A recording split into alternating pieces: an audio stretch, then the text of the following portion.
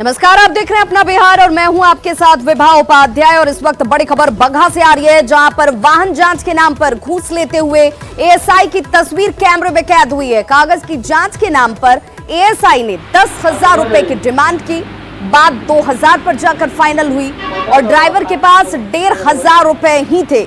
इसके बाद एएसआई राकेश सिंह दुकान में पहुंचते हैं और 500 रुपए उनकी तरफ से लिए गए, जहां सीसीटीवी में घूस लेते हुए ये तस्वीरें जो है वो कैद हो गईं।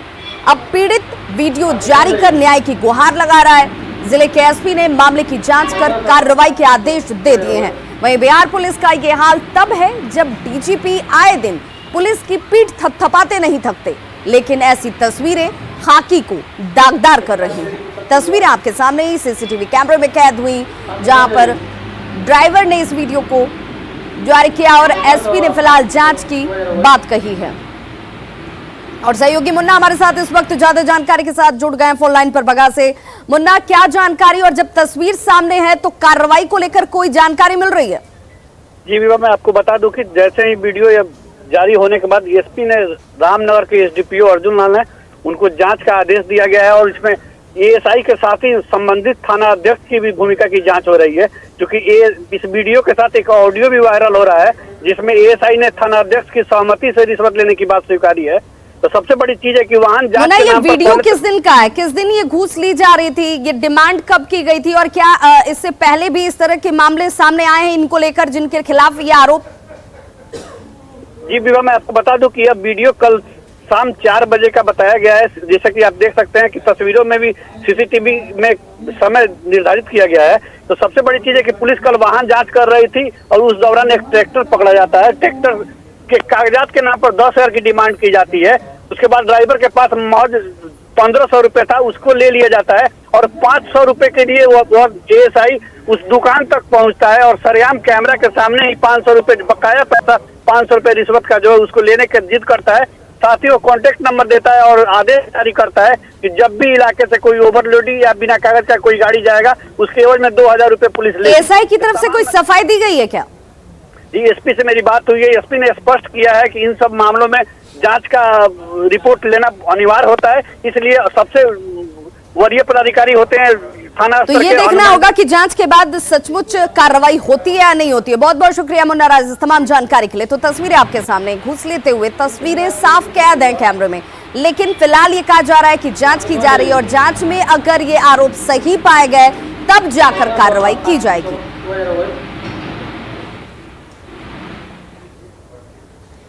गोपालगंज में दाखिल खारिज के नाम पर वसूली की जा रही है। इसका एक वीडियो भी सामने आया है। ब्लॉक ऑफिस में आवेदक से 3,500 रुपए लिए जा रहे हैं। गोपालगंज से ये खबर है, जहां पर दाखिल खारिज के नाम पर वसूली की जा रही है और थावे प्रखंड में घुसखोरी का वीडियो अब सामने आ चुका है। जो आवेदक पैसे नहीं देते हैं उनका दाखिल खारिज नहीं किया जाता है। ऑनलाइन का पूरा प्रोसेस कंप्लीट करने के बाद कैंसिल कर दिया जाता है। और कमोबेश पूरे गोपालगंज जिले की बात करें तो सभी प्रखंड का यही हाल है। देखिए, तस्वीरें भी हैं सामने। अभी आप जो तस्वीर टेलीविजन स्क्रीन पर देख रहे हैं वो थावे ब्लॉक ऑफिस का है। यहाँ राजस्व कर्मचारी अंचल निरीक्षक जो है वो जमीन के दाखिल खारिज के बदले 3,500 रुपए की वसूली करते इस वीडियो में साफ नजर आ रहे हैं। देखिए कैसे हाथ में ये रकम जो है वो गिनी भी जा रही है। अगर आप गोपालगंज के थावे प्रखंड में जमीन खरीदना चाहते हैं या आपने खरीदी है और आपके जेब में 3,500 रुपए नहीं है तो थावे में आपका दाखिल खारिज तो कम से कम नहीं होगा। इस वीडियो को जरा ध्यान से देखिए। इस वीडियो को देखने के बाद आपको पूरा माजरा जो है वो समझ में आ जाएगा। ये थावे प्रखंड परिसर में राजस्व कर्मचारी अजीत कुमार सिंह का कार्यालय है, जो साफ तस्वीरों में दिख रहे हैं। यही वो शख्स हैं अजीत कुमार सिंह, जिनकी तरफ से दाखिल खारिज कराया जाता है। यहाँ वे थावे अंचल निरीक्षक के पद के प्रभार में भी हैं। वो कैसे और किस अंदाज में पैसे ले रहे हैं, इस वीडियो में एक आदमी अपना दाखिल खारिज जो है कराने के लिए संबंधित कागजात लेकर के अंचल निरीक्षक के कार्यालय में पहुंचा हुआ है। दूसरी तरफ वो शख्स बैठा हुआ है। वो शख्स आपको नजर आ रहा होगा जो पैसे को अंचल कार्यालय के सामने जो अधिकारी इस वक्त स्क्रीन पर आपको दिख रहे हैं उन्हें देता हुआ। फिर पैसे के लेन देन की बातें होती हैं। 500-500 के नोट टेबल पर लहराने लगते हैं। देखिए यहां पर वो रकम भी दी जा रही है और अंत में अजीत कुमार सिंह इसे जेब में रख लेते हैं। देखिए इन नोटों को वो बड़ी आराम से यहां पर गिन रहे हैं। दाखिल खारिज के नाम पर ये वसूली है। अगर आप ये नहीं देंगे तो आपका काम नहीं होगा और पैसे लेने के बाद काम पूरा करने का भरोसा भी दिया जाता है इनकी तरफ से। न्यूज़ 18 की टीम ने थावे अंचल निरीक्षक सह प्रभारी राजस्व कर्मचारी जो है अजीत कुमार सिंह, उनसे उनका पक्ष भी लिया। अजीत कुमार सिंह के मुताबिक दाखिल खारिज का सिस्टम ऑनलाइन का है और इस प्रक्रिया में उनसे आवेदक से मिलने का कोई प्रावधान ही नहीं है। वे पैसे लेते हैं लेकिन सिर्फ उतना ही पैसे लेते हैं जितने का रसीद उनकी तरफ से दिया जाता है। मगर इस पूरे वीडियो को जो आप देख रहे हैं उसमें रसीद लेने देने का कहीं कोई फुटेज नहीं है।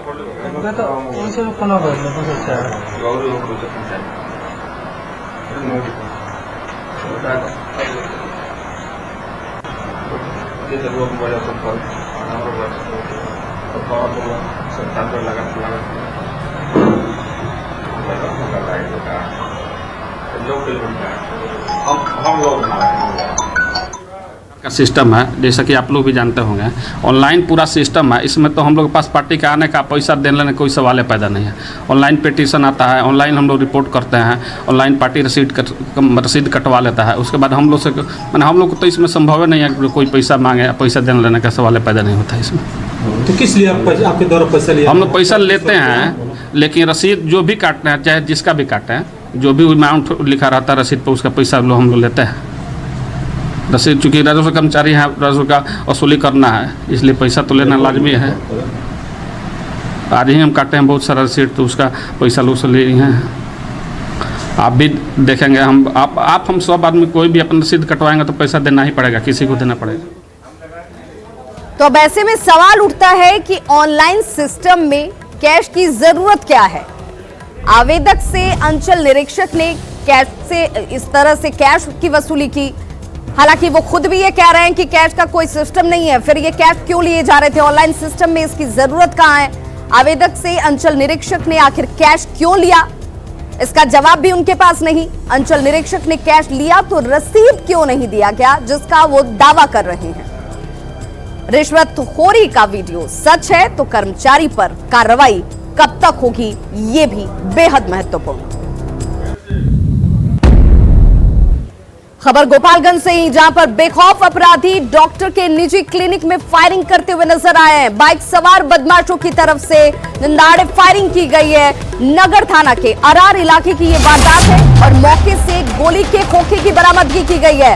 ये बड़ी खबर इस वक्त गोपालगंज से। डॉक्टर के निजी क्लिनिक में फायरिंग करते हुए अपराधी यहां से फरार हुए हैं। बताया जा रहा है कि बाइक सवार बदमाश पहुंचे, फायरिंग की और यहां से फरार हुए हैं। पुलिस ने पूर्व उप मुखिया से फिलहाल ये पूछताछ जो है वो की जा रही है। सीसीटीवी फुटेज खंगालने में फिलहाल पुलिस जुटी हुई है।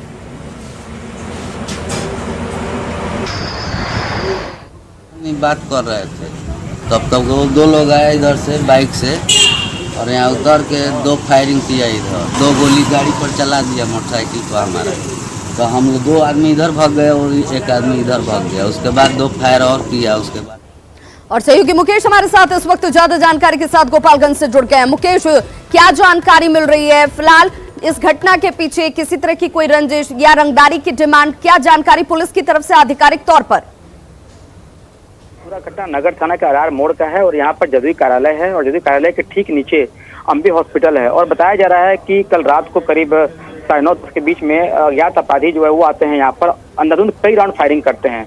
और इस मामले में जदयू जिलाध्यक्ष प्रमोद पटेल से बात हुई। उनका कहना था कि कुछ देर पहले उन्होंने मीटिंग खत्म करी थी वीडियो कॉन्फ्रेंसिंग के जरिए और उसके बाद फिर जो यहाँ फायरिंग की गई है। तो ये पूरा मामला अभी उलझा हुआ है कि ये जदयू कार्यालय में फायरिंग की गई है या फिर जो अंबे अस्पताल है वहाँ फायरिंग की गई है। लेकिन इस मामले में एक जो उप पूर्व मुखिया है गुड्डू सिंह, उसको हिरासत में लिया गया है। पूछताछ कर रही है पुलिस और पुलिस का कहना है कि सीसीटीवी जो फुटेज है वो खंगाले जा रहे हैं और कुछ पुलिस को अहम सुराग भी मिले हैं कि ये जो फायरिंग करने वाले लोग हैं उनकी मंशा क्या है और किस वजह से फायरिंग की गई है। मुकेश के तो जो मैं बताऊं दो कि- अपराधी बाइक सवार बताए जा रहे हैं उनको आइडेंटिफाई किया जा सका है क्या, क्योंकि फुटेज के आधार पर जांच की जा रही है? देखिए जाहिर तौर पर जो जिस व्यक्ति को डिटेन किया गया हिरासत में ली गई है उससे पूछताछ की जा रही है और पुलिस ने कहा है कि उन्हें कुछ अहम सुराग मिले हैं, तो पुलिस अभी बताने से इनकार कर रही है कि कुछ पुलिस को सुराग मिली जिससे कि इस तफ्तीश को आगे बढ़ाई जा सकेगी। चलिए बहुत बहुत शुक्रिया मुकेश तमाम जानकारी के लिए। इस खबर पर नजर बनाए रखिए, आगे भी अपडेट लेंगे। और बड़ी खबर राजधानी पटना से, जहां पर गैंग रेप की वारदात की घटना सामने आई है। एक महिला से 6 युवकों ने गैंग रेप किया है। ये बड़ी खबर इस वक्त राजधानी पटना से, जहां पर महिला से 6 युवकों की तरफ से गैंग रेप किया गया है। काम से लौटने के दौरान महिला के साथ गैंग रेप की इस घटना को अंजाम दिया गया। हैरानी की बात यह है कि घटना के 10 दिन बीतने के बाद गैंग रेप का वीडियो अब वायरल कर दिया गया है। तब जाकर पुलिस महकमे में हड़कंप मचा है। हालांकि इस बड़ी वारदात के बाद भी एसएसपी से लेकर सिटी एसपी किसी ने भी फोन उठाने की जहमत नहीं की। और देखिए ये सीसीटीवी फुटेज जो आपके सामने न्यूज 18 बिहार झारखंड दिखा रहा है, ये आरोपियों की तस्वीर है। हालांकि पुलिस की तरफ से इस पूरे घटना को लेकर जो जानकारी दी जानी चाहिए थी, ये बताया जाना था कि वाकया हुआ है, लेकिन जो लोग हैं अगर इस सीसीटीवी फुटेज में दिख रहे हैं तो कार्रवाई की जा रही है। इन्हें आइडेंटिफाई करने के साथ ही बहुत जल्द गिरफ्त में लिया जाएगा, लेकिन किसी ने भी फोन उठाने की जहमत नहीं उठाई। ये तस्वीरें हम आपको दिखा रहे हैं, ये सीसीटीवी फुटेज की तस्वीरें हैं। महिला से 6 युवकों की तरफ से गैंगरेप की घटना को अंजाम दिया जाता है। वारदात के 10 दिन बीत चुके हैं और 10 दिन बाद वीडियो को वायरल कर दिया गया। और अब इस वीडियो के वायरल होने के बावजूद भी जो चुस्ती दिखनी चाहिए थी प्रशासनिक तरीके से, वो भी अभी नजर नहीं आ रही।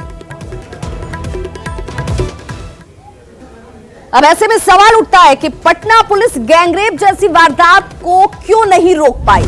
इतनी बड़ी घटना, इसके रोक पाने में पटना पुलिस नाकाम रहती है। आखिर क्यों? क्या पटना में महिलाओं की सुरक्षा राम भरोसे है क्या? जवाब देने से आखिर पुलिस बच क्यों रही है?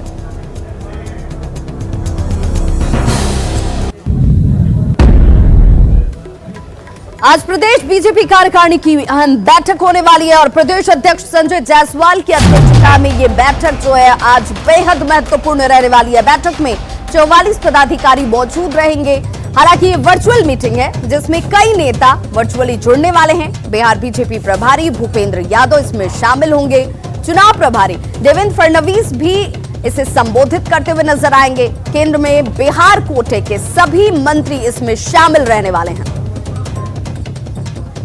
भविष्य की रूपरेखा तय होती है और भारतीय जनता पार्टी की अगले 3 महीने कैसे बिताने हैं, इसी की चर्चा कार्यकारिणी में होती है। राजनीतिक प्रस्ताव पर चर्चा होता है। जो राजनीतिक प्रस्ताव पेश किया जाएगा उस पर जिनको अपनी बात रखनी होगी वो रखेंगे और कार्यकारिणी मूलतः भारतीय जनता पार्टी के सिद्धांत और भारतीय जनता पार्टी के विचारों को किस प्रकार हम और जमीन पर उतारें, इसकी चर्चा और संगठन मजबूत करने की चर्चा का ही एक प्लेटफॉर्म है। अब ऐसे भी जरा इस खबर को समझते हैं कि बीजेपी की आज और कल होने वाली बैठक इतनी अहम क्यों हो जाती है। दरअसल गाइडलाइन जारी होने के बाद ये तय हो चुका है कि बिहार में विधानसभा जो चुनाव होने वाले हैं वो तय वक्त पर ही होंगे और ऐसे में ये मीटिंग जो है बहुत खास हो जाती है। वर्चुअल मीटिंग के जरिए बूथ तक बीजेपी पहुंचने की कोशिश कर रही है। वर्चुअल मीटिंग के जरिए 76 लाख कार्यकर्ताओं को संबोधित किया जाएगा, बरजोश भरा जाएगा। आज की मीटिंग में देवेंद्र फडणवीस भी जुड़ने वाले हैं। देवेंद्र फडणवीस को आपको बताते चले बिहार चुनाव प्रभारी बनाया गया है और ऐसे में वो आज पहली बार इस वर्चुअल मीटिंग के जरिए जुड़ने वाले हैं कार्यकर्ताओं से। 25 अगस्त को पटना भी वो पहुंचने वाले हैं।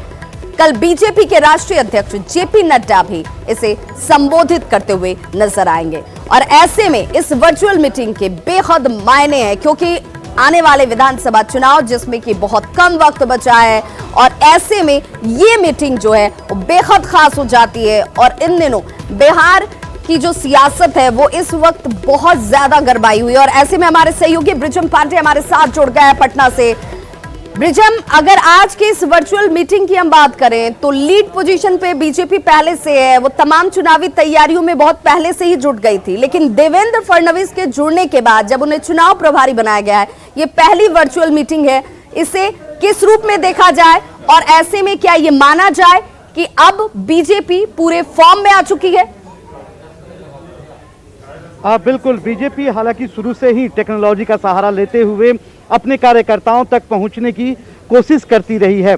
मैं अभी मौजूद हूं बिहार बीजेपी कार्यालय में, और आपको दिखा दें कि पूरी तरह से बिहार बीजेपी कार्यालय को सजा दिया गया है।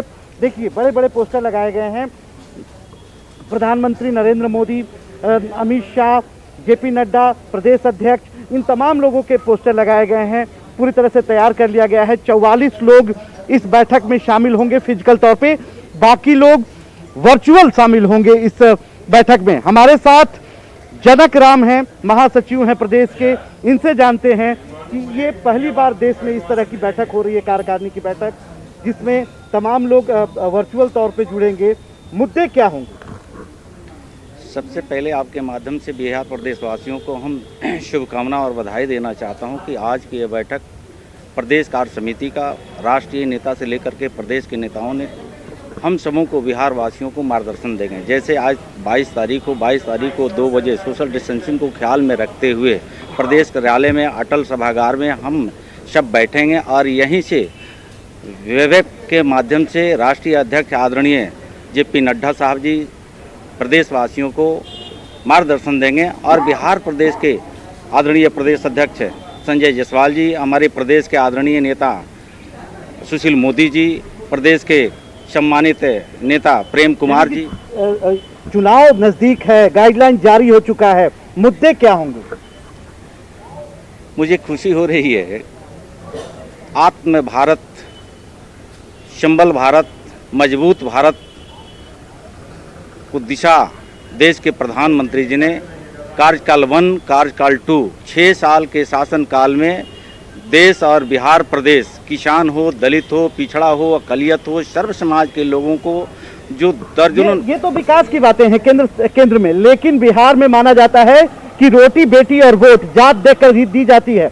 आगे की राजनीति देखें तो दलित राजनीति पूरी तरह से हावी हो चुका है। जीतन राम मांझी, चिराग पासवान, श्याम रजक, ये तमाम लोग अपनी राजनीति कर रहे हैं। आप भी एक दलित नेता हैं, आपको भी महासचिव बनाया गया है।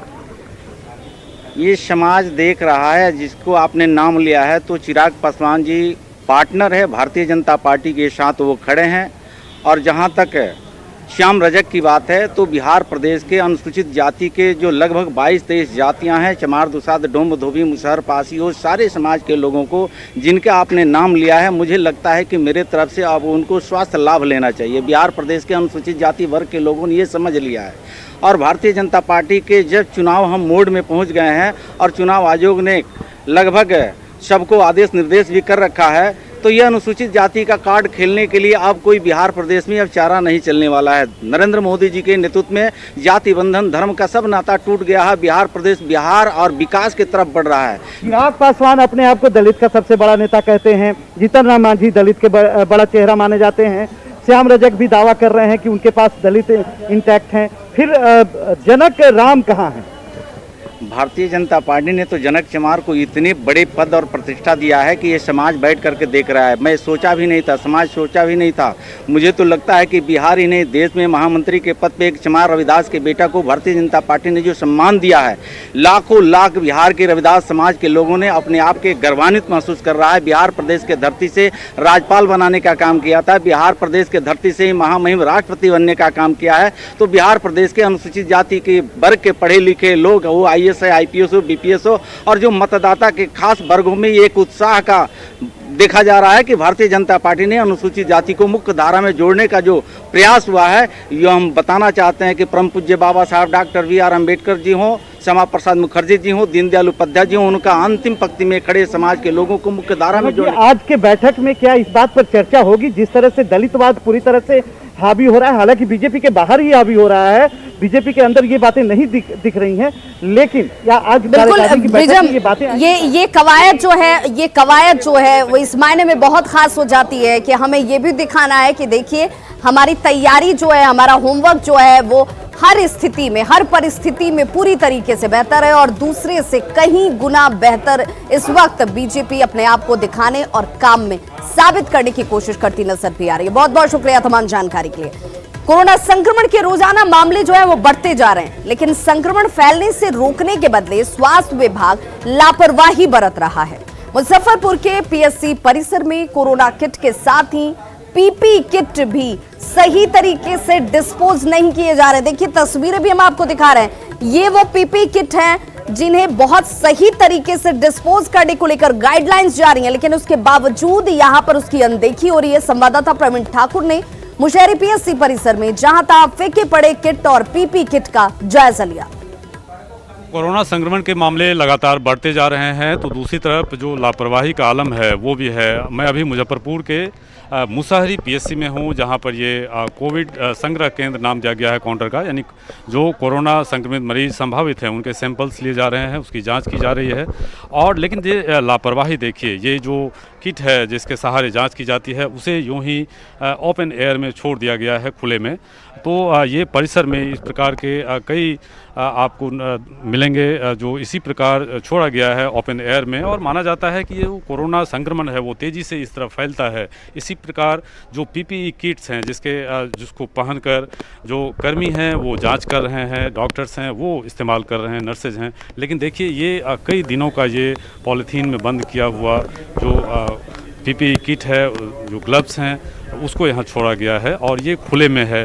तो ये जाहिर तौर पर एक परिसर में इसी तरह खुले तौर पर छोड़ देना ये एक संक्रमण को निमंत्रण दे रहा है, और इस प्रकार इसका मैनेजमेंट जो पीपीई किट है और जो दूसरे इस प्रकार के उपकरण हैं उसको नहीं किया जा रहा है। जाहिर है एक बड़ी लापरवाही बढ़ती जा रही है, और ऐसे में जो कोरोना संक्रमण को रोकने की कवायद है उसको धक्का पहुंच सकता है। तो निश्चित तौर पर इस प्रकार के जो पीपीई किट्स हैं या दूसरे उपकरण हैं उसके डिस्पोजल की पुख्ता व्यवस्था समय पर होनी चाहिए। कैमरामैन संजीव के साथ प्रवीण ठाकुर, न्यूज़ 18, मुशहरी, मुजफ्फरपुर। तो देखिए ये हालात तब हैं जब 1 लाख से ज्यादा मामले बिहार में इस वक्त हो चुके हैं, और उसमें ये लापरवाही बहुत भारी पड़ सकती है। खबरों का सिलसिला लगातार जारी है, आप देखते रहिए न्यूज़ 18 बिहार झारखंड।